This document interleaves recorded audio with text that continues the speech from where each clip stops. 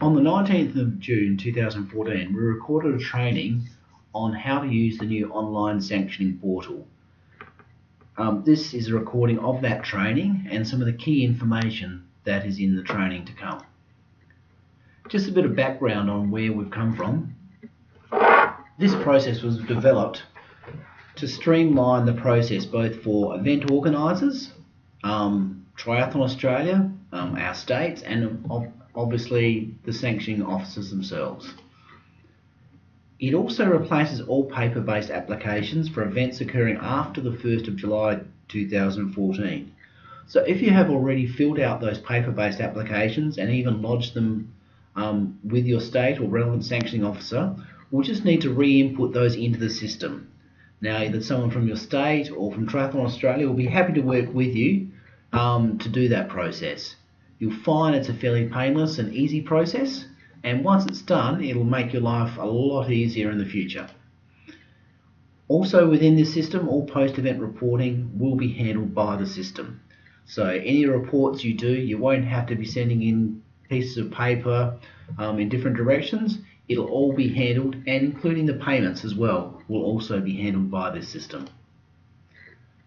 Also, all communications regarding event approval and sanctioning are actually contained within the system.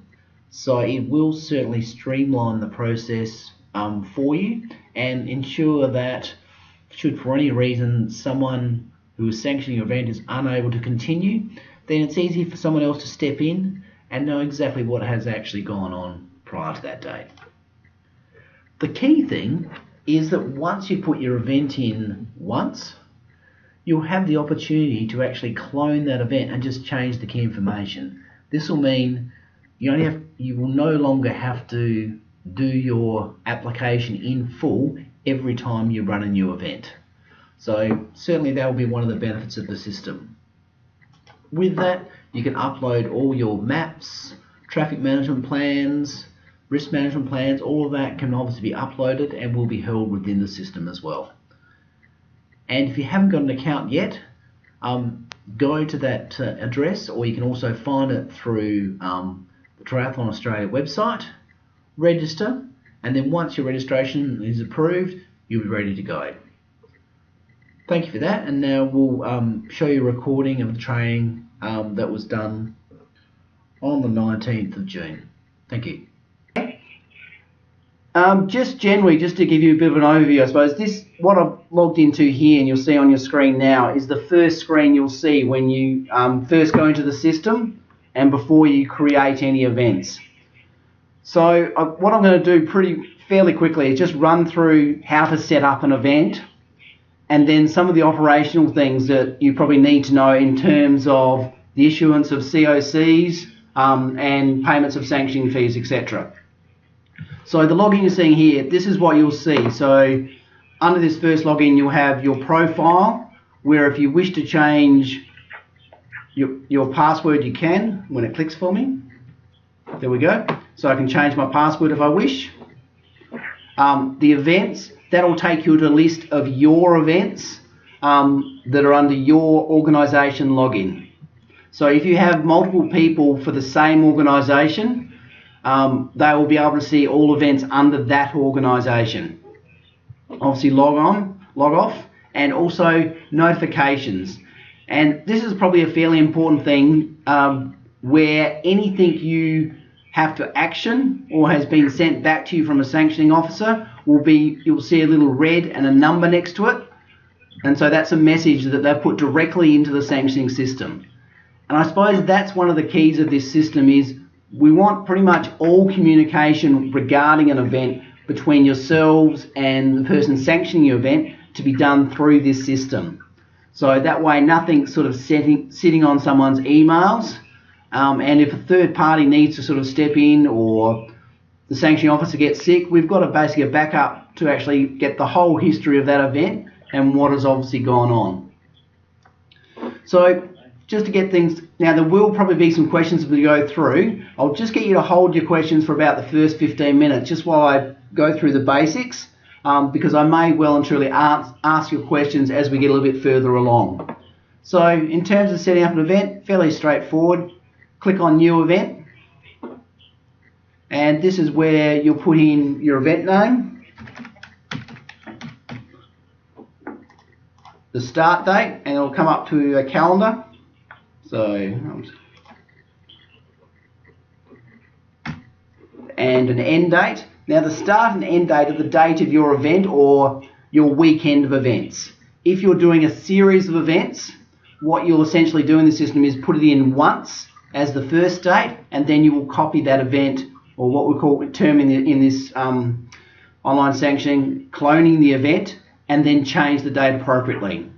So mine's going to be on the 1st of July.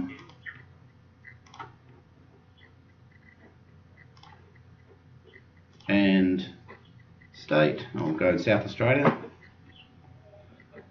The venue, and I'm just doing things I know. Now, what you'll see here is the race director, and at the moment it's showing me as the race director because I'm the primary person for this organisation.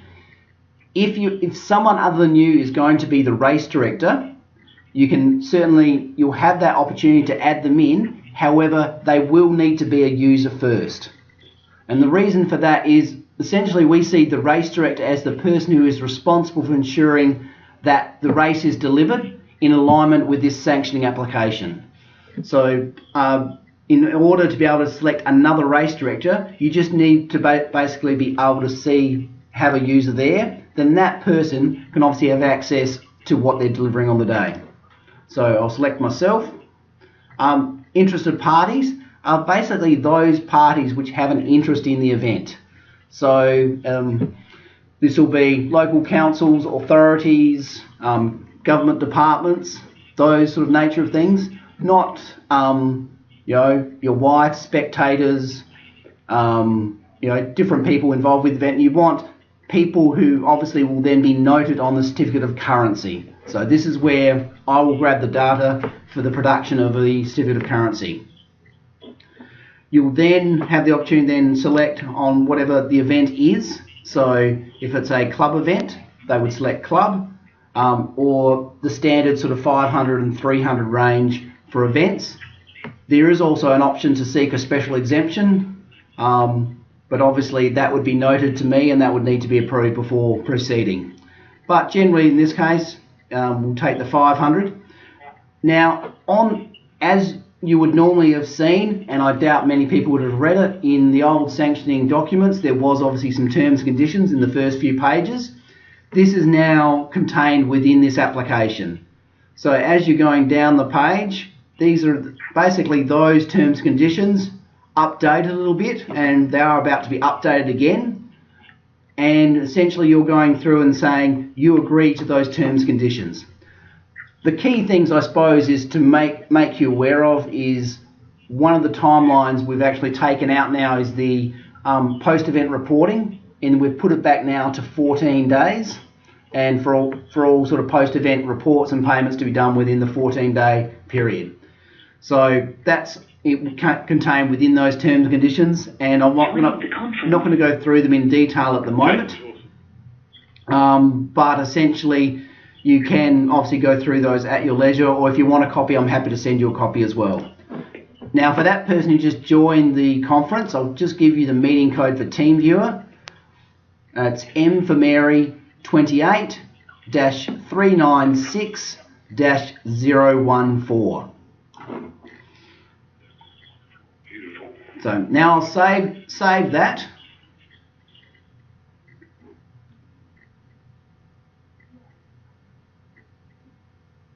And because I'm actually in the demo database at the moment, not in the live database, it just takes a little bit longer to tick over some of these things.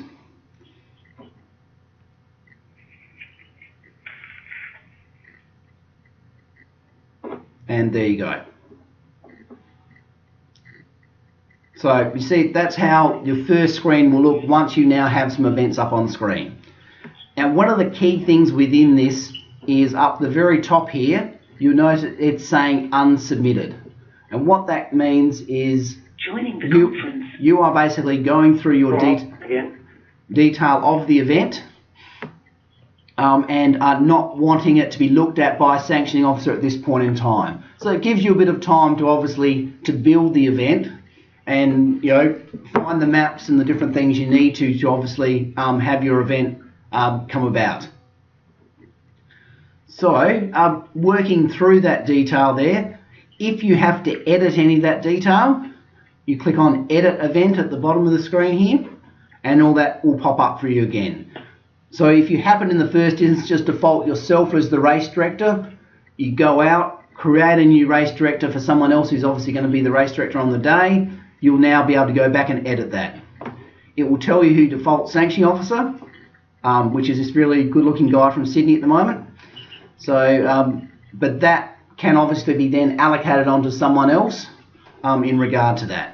So the sanctioning officer at this point in time will not know you're doing anything until you come down the bottom of the screen here and you change your status to awaiting sanctioning. So you can obviously put at that point in time when you go awaiting sanctioning, you can add any comments that might be relevant to that event, and it could be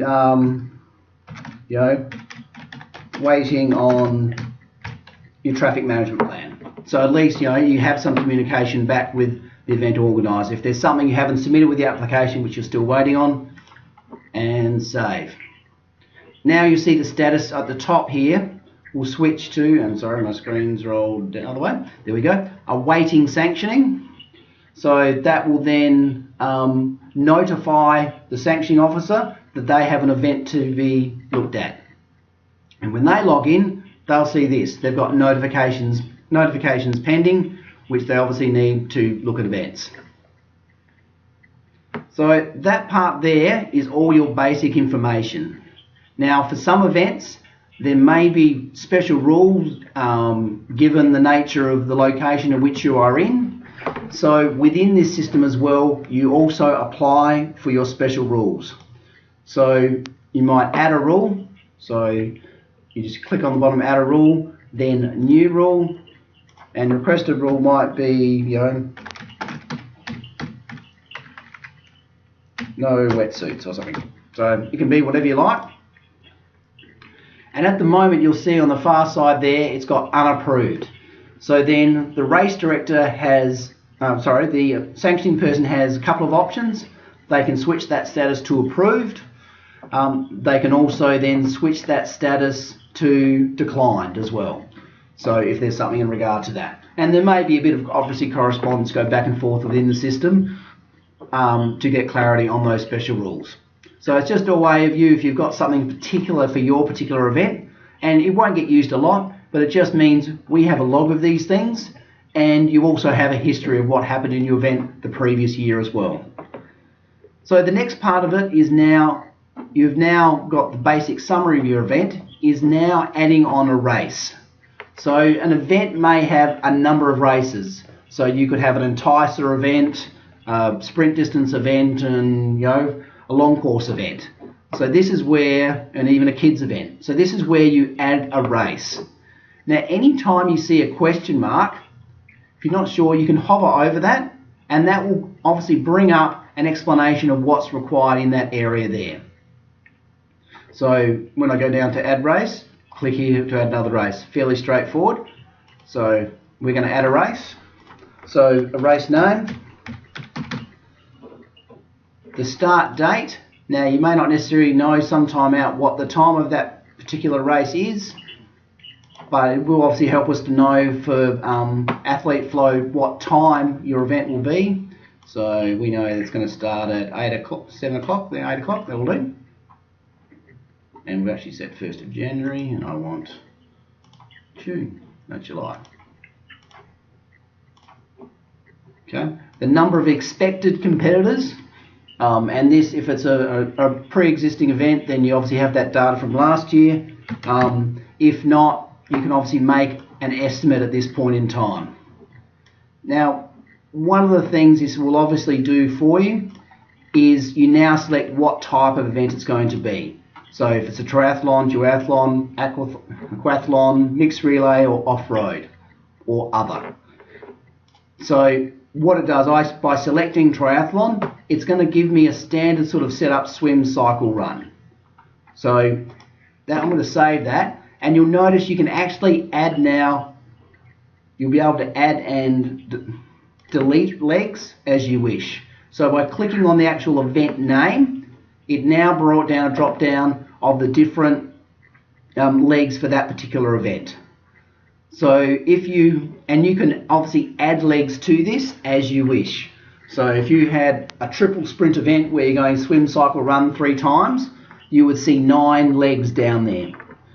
Now the one thing we're going to actually add to this system, which I've noticed a few people are missing, is a transition leg. So that's actually going to default in shortly. So every time, because there is some obviously detail we need to know about the transition area, it'll look like this fairly soon, so that when you add a new event, you'll get all that sort of detail in there. If you've already put up an event that doesn't have a transition leg, then feel free to go back and add that in now. The data that's needed within that, to get into that now, we edit it, and it brings up some of the same sort of information you would have obviously had before. So the swim, what is it, in a pool or is it open water, the distance, anticipated water temperature. Now the course director, some of our larger event organisers obviously have allocated course directors to different legs of their event. They can be put in there. If you don't know who it does, you would generally then want at least the race director, but it's a good habit we want some of our smaller event organisers to sort of be thinking of, is in terms of having people to manage those parts of the course. The rest of the information is fairly straightforward, and it comes fairly much out of the sanctioning documents previously. The one thing I will note is, obviously at an early day of the event, you may not know how many waves, when your first wave's starting, etc. So at that point you can either make an estimate based on your last year's event, or if you don't have a last year's event, you can obviously leave that blank or just make a general estimate, and then put some notes down there if you wish to. So in regard to the actual swim. So again, that's any other relevant information about the swim leg that we may need to know. You can add that in there. So I'm not going to actually save that, and I'm just going to generally show you what sort of information is within that. Obviously if I put a distance in, that would pop up there now. Also it will ask for minimum data before it allows you to save it as well. So just sort of be aware of that. So as an example, if I hit save now, see there's certain information it actually wants to make sure you do put in before you proceed. So this is in terms of we're now in the bike leg, and there is one little thing, it does say number of waves, that is actually being changed to number of laps, just a little typo in the system. But again, this is the sort of information, just helps the sanctioning officer when assessing your event. Then into the run, and similar data to what you may have been used to before. I'm moving through fairly quickly, so I will go back for any questions a little bit later. And then this is the transition leg, which isn't being defaulted at the moment, but will be shortly. And this is where obviously then you can add. Now as you see, you can select from a drop down as you need to. And it will give you the options. And if there's something outside of that, on each of these pages, later on, you can actually see you can add comments regarding anything.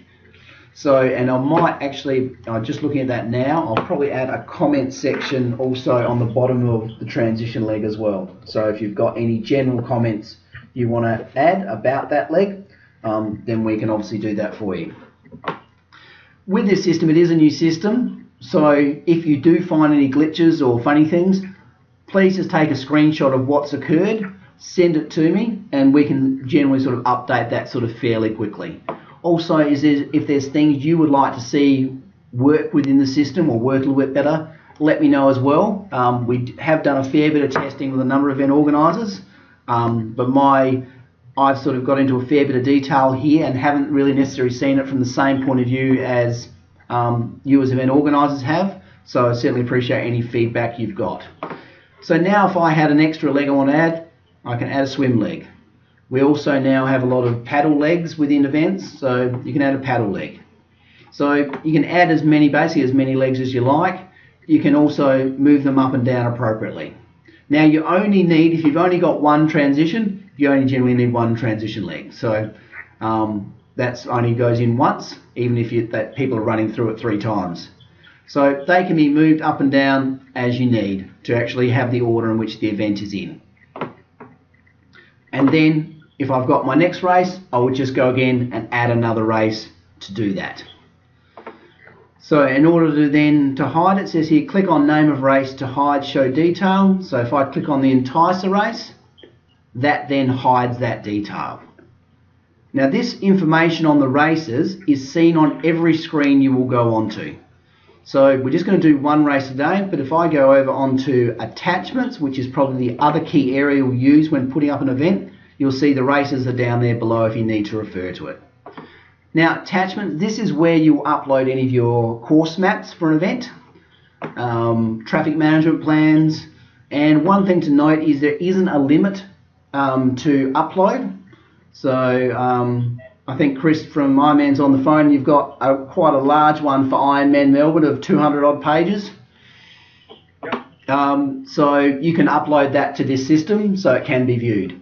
It's just a question of upload speed to view it and download speed at the other end to see it. So these are some of the options you have available to you for uploads. Course maps, traffic management plans, any other documents you might think relevant to the event. I will upload a certificate of currency for you in this section as well. A risk assessment and a report of any near misses and incidents, which is something we're doing from a technical viewpoint as well. The race permit, and this is probably where we bring in a lot of efficiencies for you guys, is in terms of how we deliver our certificate of currency now is quite different. Once you put an application in and ask for it to be sanctioned, then what I will do is it will highlight to me that you are awaiting sanctioning. I will at that point in time create a certificate of currency for you. So from the 1st of July, if you create an event on the 29th of June 2015, I can actually at that point in time give you your COC. So you've got that and you can take that to the relevant authorities. So you'll get that much sooner. That COC will obviously be subject to what we'll be calling a race permit, which is the final event approval. So it will, in some terms, I suppose, validate that COC, but it also won't hold up some of your event processes so you can sort of get on with things. The only other thing obviously needs to occur for that is payment for the actual sanctioning fee for that particular event. So under this system now, once you're ready to go and you're waiting sanctioning, you just click on the Finance tab and you can create your sanctioning fee invoice. So I'll just create one now for you so you can see an example. And the good thing about this is you've got 2 options now for payment. If you have been one of these people who have left it to the last minute and now need something done very quickly, you can actually pay the invoice directly by clicking here on Pay Invoice, and it'll bring up a credit card screen for you to pay by credit card. Now that would obviously be plus the usual sort of credit card charge, which I believe is about 3.3%, but it's a way you can obviously do it, get your frequent flyer points if you want, and go that way and have it done fairly quickly. The other option you've now got, if we display the invoice, is you can obviously pay this by direct credit to Triathlon Australia. Now the other efficiency we've brought into this is in the past, the sanctioning fee has been paid to Triathlon Australia, the one-day memberships have been paid to Triathlon Australia, and the technical service fee has been paid to the actual state. To make it simpler for all our event organisers, all that money now will just be paid to one location in Triathlon Australia, and this system will produce those invoices for you. So if this was my invoice for my event and I want to now pay it, I would use this event reference code, which is my state and a number. It just enables us to track it quite quickly at this end. If we see a code saying SA or VIC or QLD, we will know it's a payment through the sanctioning system, and we can obviously then action this as paid. So that will be an invoice, which you obviously have a tax invoice. All the bank details are there. Or again, if you want to pay by credit card, you go back and pay invoice. So that's a sort of an efficient way we feel of actually sort of managing that process. And then I can easily see when you've paid and issue you with your COC. If you're paying for multiple events at a time, then it's just a case of just putting in those multiple events, create the invoices, and you can just send us one check for a number of events, and that's a good way to go there as well. So that's in terms of to get to the point where you would obviously get your certificate of currency, which is probably one of the key things. Two things in terms of sanction we want to make sure everyone is clear on is we need obviously for every event a risk assessment. Now some of you will do your own risk assessment and have those, so quite simple, you upload it as attachment, risk assessment, and away you go. And in terms of uploads, just to give you a bit of an idea, if I select select files, it will just take you to your local drive. There you go, you can see my passport scan, and that will upload that into the system. Now you can at that time give it a particular title if you wish, and that would obviously that will then be available for the sanctioning officer to see directly. The same way as they may go take pictures of your event and say, oh, are you aware they're doing roadworks on that footpath there and here's a photo of it, they can also upload that through the system as well for you. So they're probably the key things you need to make sure you're doing in terms of, I suppose, utilising the system to your best effect in a the pre-event mode. If you've got general comments you want to go back across, we've actually put it over here, comments. And you'll see any comment you put in there will obviously then come up within the system. Now we just found a glitch. This page actually has to, I think, to be refreshed to actually see that, but that's being altered as I speak, so that those comments will reflect in there straight away. So if I go back now to comments, and there it is, that comment I put in there.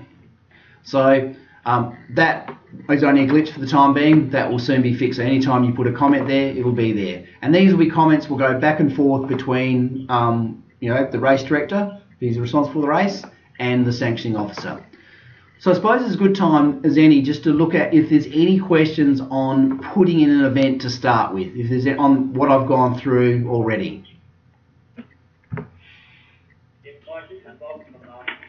Yeah, Bob? You can just speak up a bit, Bob, a bit hard to hear. Yeah, I had a look at this last week and began putting in events to see how it would work.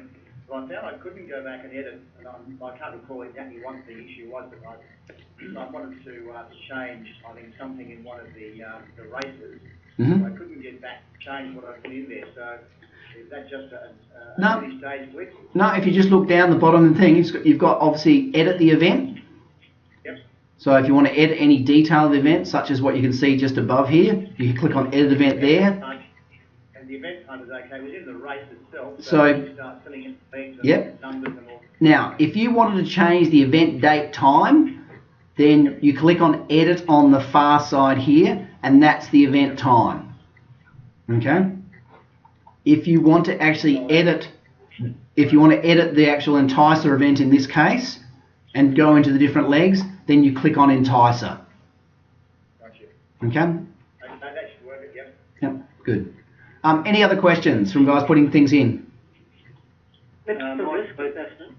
Yeah, sorry, go ahead. Sorry. With the risk assessment, if you don't want to upload your own risk assessment, you want to use the one that's in the system. Yep. How do you let you know that that's what we're doing?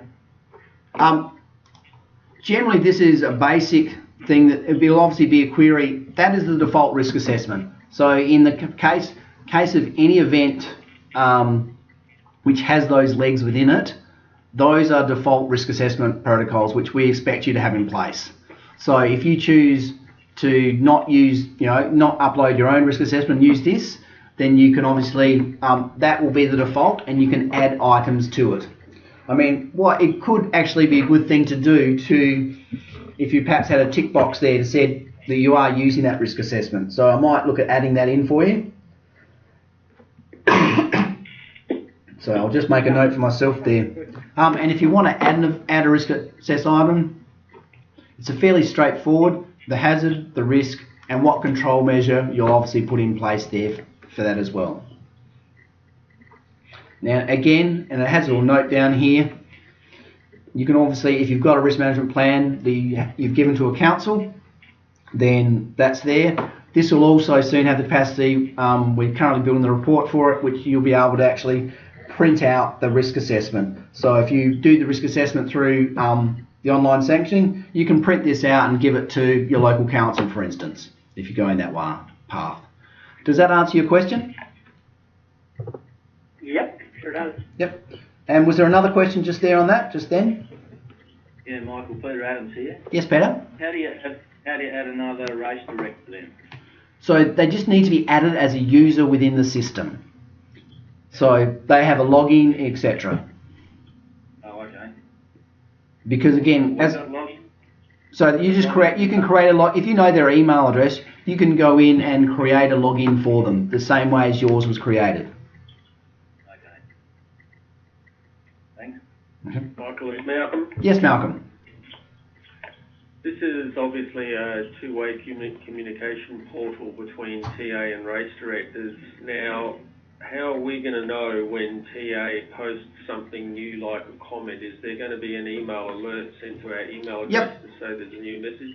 That's correct. So what you'll see up the top here where it says notifications, when anything is flagged to you, such as there's a change in the status, and one of the main things they'll obviously do when they go through and change your they're looking at that and going, oh, hang on, we're not sort of happy with this. We need you to know that, you know, about something.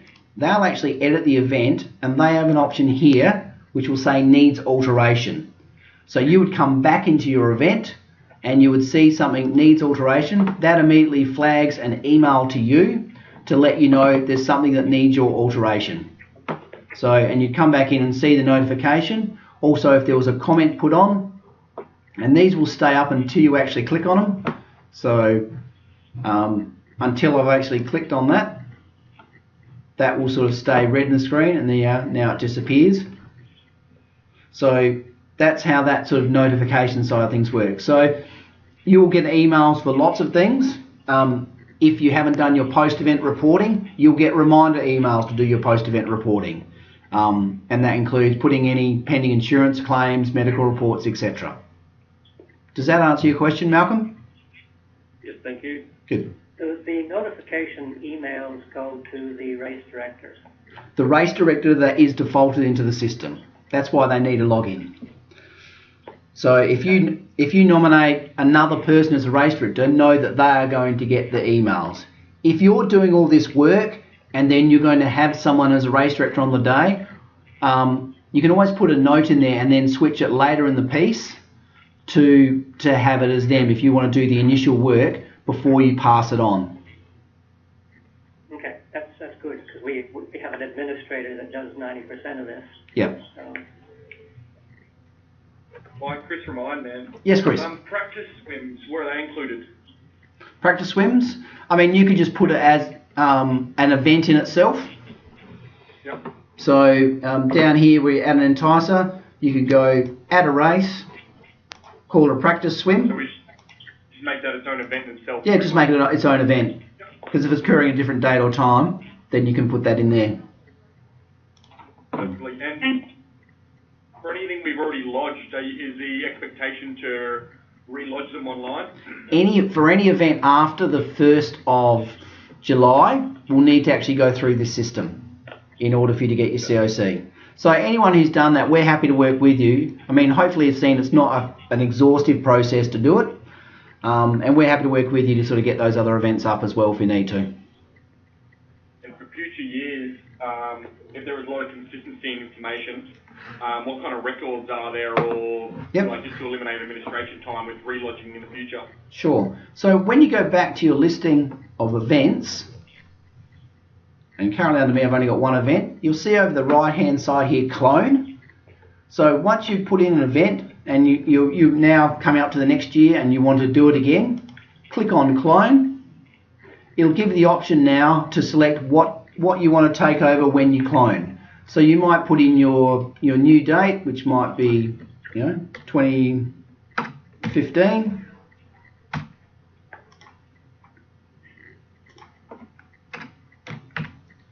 And you select what you want to bring over of those attachments you put in place. So course, traffic plans, and risk assessment.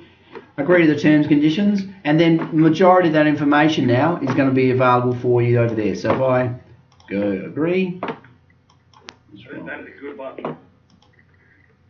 Does everyone like that idea? Yeah.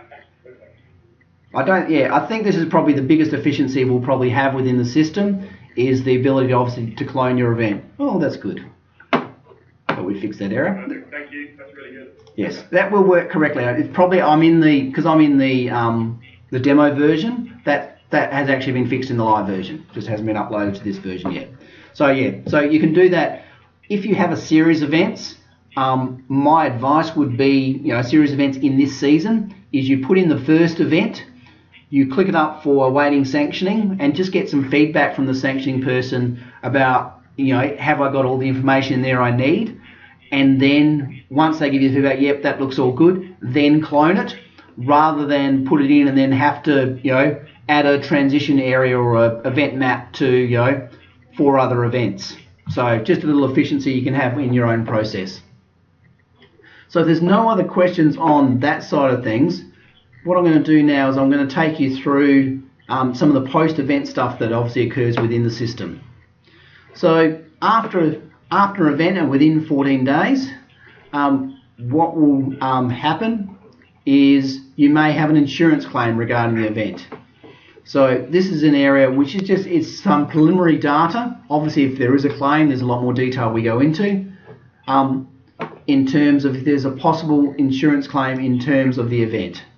So this is similar to what would have been on the Form E, I think it is, or whatever, on the old sanctioning documents, in terms of what you obviously, the sort of detail you need to put in. Again, if you go to save it, there'll obviously be key data. It won't let you go through until you've saved that key data. You can add multiple ones of that as well. The medical report, so if there's been major medical instances, you've got an opportunity there to report on that as well. So that just gives you some basic information. And for more simple events, some of these things aren't necessarily applicable, but it probably doesn't hurt to have a look through those details just to make sure you are capturing that information on the day of your event. And some of that can be very good historically when we're obviously looking at the event the next year, if there was an extreme weather condition or something of that nature, to make sure that we have the proper, protection for athletes in place. So that's your medical report. And the next one is the technical report. Now, there's, 2 parts to this technical report. And what you're seeing here is this is feedback under Race Director Report, which won't actually be seen by the technical officials on the day. It won't even be seen by the state. It'll only be seen by me at a national level. And it gives you an opportunity, if you want to give feedback about the operation of the technical team in relation to that event, then you can obviously type your details in that field. There's no sort of limit, so knock yourself out. And then save that report, and then I would be flagged that you put a report in, and then I can sort of deal appropriately with that sort of situation. I mean, it's more for the situations where perhaps, and this was requested by our race directors, that you weren't happy with something, but you didn't feel you could talk to the person who was your technical delegate on the day. So the other side of it here is creating the technical report. And this is where we'll now, just to give you an idea of what the technical report will be, you'll actually, the technical services fee will be calculated within this. And this is the same document which some of you have seen before, and I can actually print out a chart to see how that's calculated. But this is where it will be input in the number of officials, etc., that were there on the day. Now, I'm not actually sure why I'm seeing this if I'm a race director. That's right. Chris, remind me again. Yep. Is that's currently listed in the post-event? I take it that'll be part of the pre-event, so we know our expenses? It's predominantly, yeah. And we can, as I said, we can obviously, for guys like yourself, where we may have a predetermined number of these things, I will go into your all events and pre-populate all these fields. So the TD wouldn't actually have that to it. There's two things for us. Is your stuff is down the bottom here as far as officials go and the costings. Up the top here is for us to feed into another database of what races our officials are doing. So if I want to add officials in, I can add them in there. I thought someone would pop up. And this report will be visible to you. Obviously, you can't necessarily change these things, but once this is complete, you'll be able to see that it is any feedback from the actual technical delegate that was allocated to your event on the day. And this is fairly much standard to what was initially there. Some of it, may not necessarily be applicable to yourself, but a large obviously portion of it will be. Who actually fills in that report? That report is filled in by the technical delegate. How do they get access to it? How do they get access to it? They have a login to see the events in their state. And are they restricted to just that field within it, or can they go into the whole event and? Well, they need to be able to see the whole event, because the technical delegate is sort of, I suppose, the person on our side of things that is responsible for ensuring that the event is delivered in alignment with this application. So they have to be able to see everything within that. Keep in mind, everything that's touched, changed, tweaked, noted is logged. So I get a log of everything that goes on within the system. I don't look at that log every day, obviously, because it will get quite exhaustive, but I can, if someone should go in and change something they shouldn't, then obviously that would be flagged and be fairly soon on. Not that I necessarily... Just wondering, what if our events are that small that we don't actually end up getting tech officials come to the event? Then you wouldn't be charged a technical service fee. Yeah, so that bit just doesn't get filled out for those events then? Correct, yeah. Yeah, no, that's bigger. Yep. So the other tab, which is also in terms of post-event, you see it sort of sits on pre-race and post-race. In terms of finance, what we've got here is, hang on, I'm trying to find it. Okay. One-day memberships. So in terms of now completing your one-day memberships, I've got an Enticer race, and you've got an option where I think for Ironman this year we collected, although now it will be collected by the event organiser. So I put in the level of the event. So it was an Enticer event, and at that event I had 50 annual members. I had 25 one-day members. Annual member teams, I had 10 and 5. So that will be updated. Now, at the moment, this will then produce your final invoice, which will take into account the one-day memberships, and then once the technical services fee, the technical fees have actually, and that technical report has been completed, it will then create one invoice for your one-day membership and technical services fee for you to pay. So that is obviously important that the technical delegates do those reports. Their timeline is 7 days to get that report finished.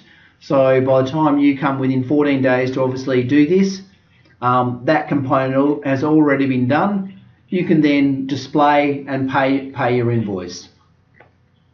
How do we flag that there is no technical report for those events that don't have a technical? They will when they don't have it. That's a really good question, actually. When they don't, it'll obviously then the sanctioning officer can actually go in and tick that the report is complete, and that will then generate it at that point.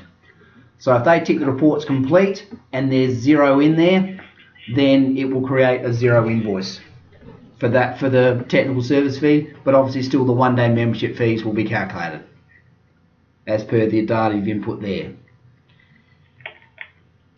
Any questions on that side of things? Just one more. I can't remember where you were, but I think it's in comments. Perhaps you said we could make comments. Yep. The race director can make some comments. Correct. Nobody can see. That's in the under the technical tab, race director report. So after I type some stuff in there and click save, Yep. does it then disappears, does it? Oh, it will just be, if I type in some information and save it, it's saved within there. So if I can then want to add to it, I can go back in and then add to it later and save it again. Okay, if then a different person logs into the sanctioning system and clicks on that, will they get to see the race director report? They will, if they're within your organisation, yes. So how do we keep the technical officials from seeing what we put in the race director report if we're having comments about technical officials? No, this is, I'm just saying if someone from your own organisation should log in, they will see that race director report. If it's a technical official at their level of login, they won't see it. Who creates a technical official login? I do.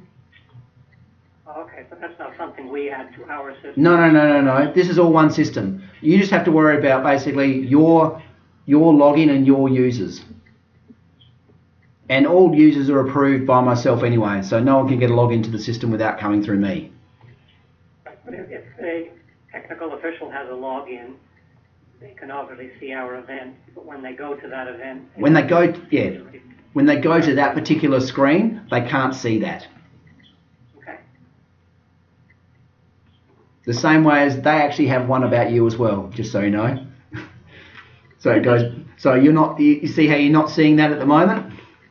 That's because I'm in a race director login. So they actually have a confidential screen as well, where they can make comments perhaps that maybe aren't relevant to you and they don't necessarily think you need to know about, and might be good historically for technical delegates for following years to know about for that particular event. But we don't necessarily need to let the race director know of that.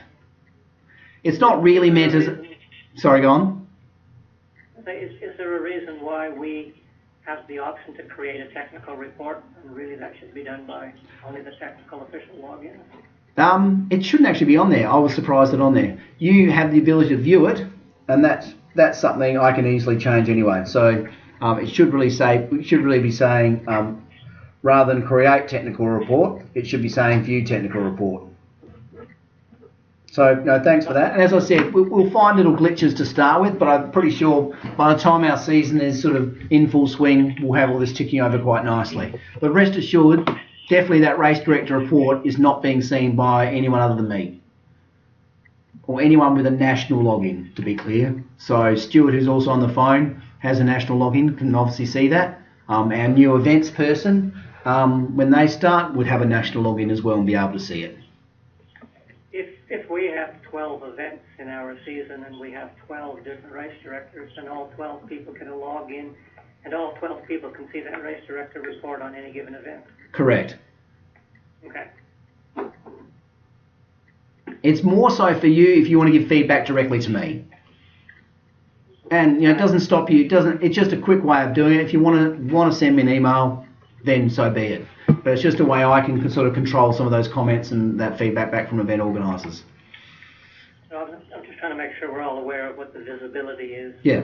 Before we start writing things. Yeah. So it's to anyone in your organisation can see that. So if your organisation is XYZ events and you have 5 race directors and their organisation you put in for all 5 of them as XYZ events, they will be able to see all events under XYZ events. And all data appropriately, and they can, and obviously they can change it if needs be as well. So that pretty much covers most of the things. The final thing we've also built within the system is something which we sort of need from the point of view of the Australian Sports Commission, and that's the ability to actually have some basic participation data. And what this essentially is a way where you can upload members and non-members with some simple information so we can get an idea of the participation sort of data within that. And if we look at the template here, when it comes up, still loading.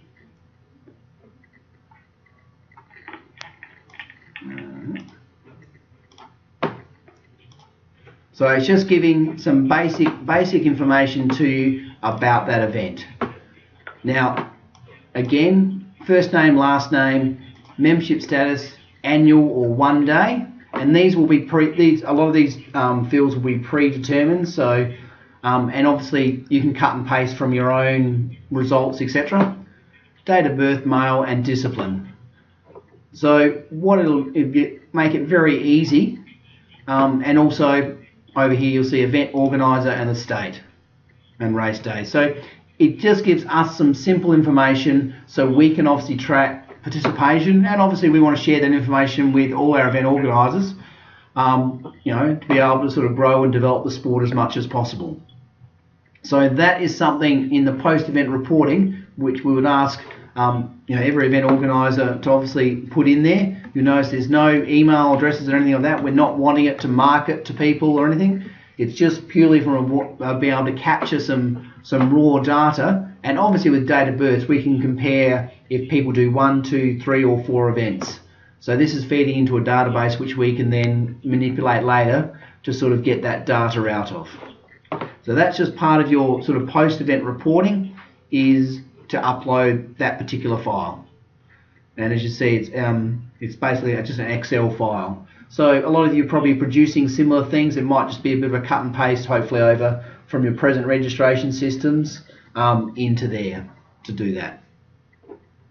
So that is pretty much all the sort of features of the system. Is there any sort of questions you feel like we haven't covered before we sort of wrap up today? Yeah, my thought from TRIATHLON, just one back on that point about the participant statistics. At a glance, and I'm not too sure how it will work, I need to go back and see how we can affect that, but if we've got 1,500 people in an event and 6 events, that's a fair bit of workload to provide that information back. There might be other ways that we can do it if it's essential, but I'm just a bit concerned without looking at the implications as far as how it can be done practically of the workload of that.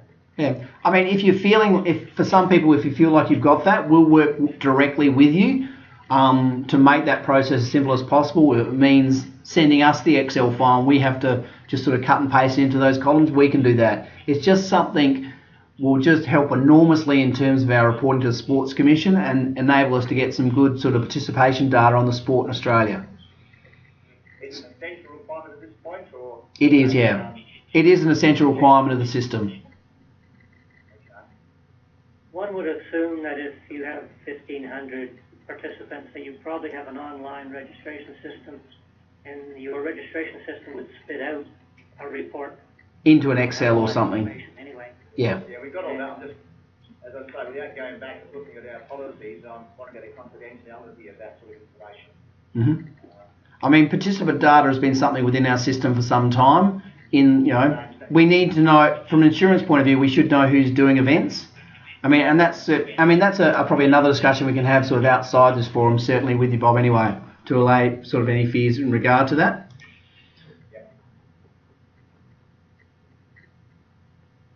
Any other sort of questions in terms of the actual system itself? So I'll go back to the system. There we are. Good. Feel free again, if you've got any feedback from when you use the system or things aren't quite as you want, please just drop me a line and I'll be sort of happy to sort of answer any of those questions you may have. Once you start working with the system, you will find, I think you'll find for most people, it's going to, once you've done your first event, it'll be fairly simple from then on, especially with the ability to be able to clone and copy your events from then on.